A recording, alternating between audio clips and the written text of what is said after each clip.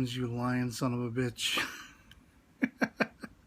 Hey there, cats and kitties. I am the Blues Man, Johnny Blues, and the international trailer for Star Wars The Force Awakens just frickin' dropped. This after Abrams comes out, somebody comes out from Disney, Lucasfilm, whatever it was fairly recently, saying the previous trailer was the last trailer we were going to be seeing. The collective we, I guess, I had just assumed, I let the Force enrapture me, and I assumed he meant, the collective we as in we, the world. This is the last thing we were going to see before December, before that movie hits theaters. And no, here we have the international trailer, and it's eyegasms aplenty. It's goosebumps on the goosebumps, on the coattails of the goosebumps still left over from the last frickin' trailer. Holy shnikes. Holy crap. I didn't think I could be left as amped, if not more so, than after that last trailer. And this one outdid it. I mean, it's much faster paced. Everything's much more escalated. And it's beginning very similarly, but there's lots of different footage in this one. And it still kind of rounds out the same. There's still less emphasis on the plot and the story, which I'm very happy about. Although arguably there may be a few spoilery aspects to it. But it's still rife for speculation. We're still left primarily with speculation and no answers, no definitive answers as to what we're going to be getting. But I do love that it still very much opens, even though we're seeing different visuals and things like that. Much more of Jakku. Looks very Tatooine-esque. It's just insane and awesome, and we have that voiceover once again. Who are you? It begins very much, the same way as the previous trailer. Although this time out, I really couldn't, put my thumb on whose voice that was meant to be, whether it was a character we had yet to see, whether it was Leia or something along those lines. This time out, it sounds a little closer to what I kind of sort of expect Leia might sound like after 30 some odd years. But it still could be a character we have yet to see. And of course, Rey is basically answering as she had previously, I'm no one. And there's much more interaction and footage between she and BB-8. I love that we had tons more BB-8 in this particular trailer, because I love this little astromech droid. I don't know anything about him or her. I've heard rumors that maybe it's a she and stuff like that. I have no idea. But I want as much sort of BB-8 merch as I can get my hands on, because I love this character. I do not think it will be a Jar Jar. I've seen people talking about, for all you know, and I'm like, nah, not this time. I love seeing more BB-8, and I love that interaction, seeing Rey kind of, responding to him is like, where'd you come from? What are you about? Why are you following me like a long-lost puppy?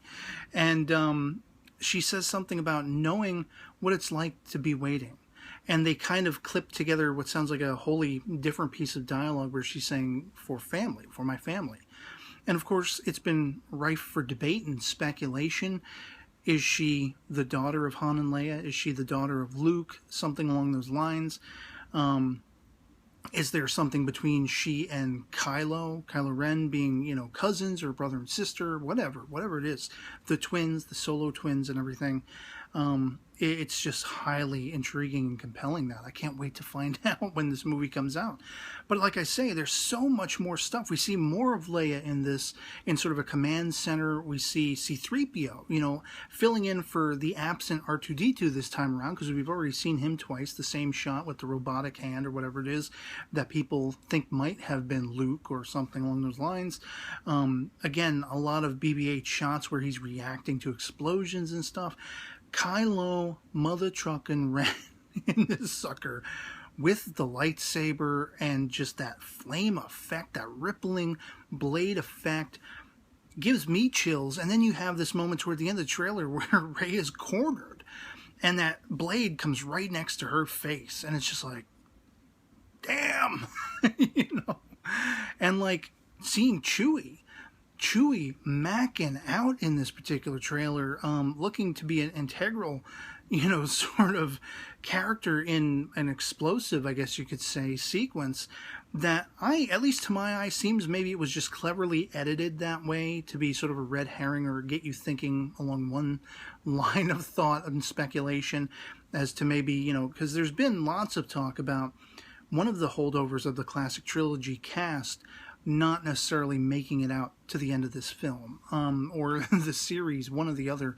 And a lot of the early going talk was that it was going to be Han. Han was going to probably bite the bullet by the end. And then subsequently it sort of shifted over to Chewie. For some reason, they're going to kill the dog in this one, is a phrase I've heard a lot. And there are certain aspects, especially when you see that sequence from the previous trailer again, with Rey crying, cowering over someone.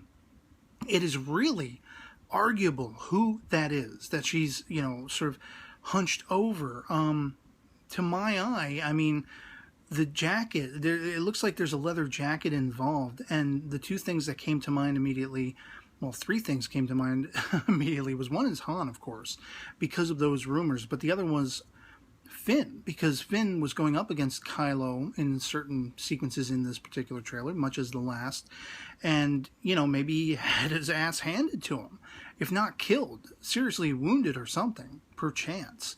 It seems like a lot of this trailer, from, seeing Phasma, the Stormtroopers, to Kylo Ren, what are presumably the Knights of Ren, it seems like it's all about an ambush and an all-out attack on the Resistance, and the Resistance really having a hard time of it, having their asses handed to them. And whomever this character is, whether it is Chewie, and it's sort of his, whatever it's called, bandolier belt, waist belt, whatever it is, and not a jacket, if it's Han and it's his hair and the jacket you're seeing, or even Poe Dameron, I thought, because it seems odd to me that BB-8 would be sort of his, or working with him. He's attached to his X-Wing at one point, and presumably Poe gets captured. I don't know if this sequence with the aerial battle between the TIE fighters and the X-Wings is before or after he's captured, and he's, sort of mind-effed by Kylo Ren, as we saw in the previous trailer. So could this be Poe, who's killed? It's so rife for debate. You really don't know. And then the whole Kylo thing about, it's not just, fulfilling what Vader presumably started, but like he's talking about it's his destiny. And that's something that's ever present. We know this is going to be a saga film. We know through the talk that saga equating to being a Skywalker family thing. It relates to that overarching family and their interplay between the First Order, the remnants of the Empire, and, of course, the Resistance, the rebel movement that we had in the original trilogy. And it's just, oh my God, and then the final line of this trailer talking about, hope has been found, a new hope. The Force has awakened and ushered forth a new hope. And it's just gangbusters. It's just like, I watched this thing half a dozen times. I'm going to watch it 30, 40 more times just in the next couple days, just picking it apart. I didn't want to go too in depth about everything you see, but there's tons of new footage, as I say, much just building up the anticipation and the excitement from what we had the previous time out. Millennium Falcon flying around, TIE fighters on its ass, the X-Wings and the TIE fighters. Looks like a sort of Resistance base is coming under the attack, and who knows who lives or dies out of that equation. Who knows if this is before or after, the First Order just wreaking havoc all over again and all this kind of stuff. Bring on December as soon as can be, as soon as humanly possible. Please invent a time machine. Let's get there already. Because damn. I'm saying. So I'd love to hear from you guys in the comments below. If you caved like I did, I was going to try to hold off, but I needed to watch this. I needed to see it. I follow the Collider Jedi Council for the Collider channel on YouTube, and I know they're going to be talking about this sucker in depth and everything.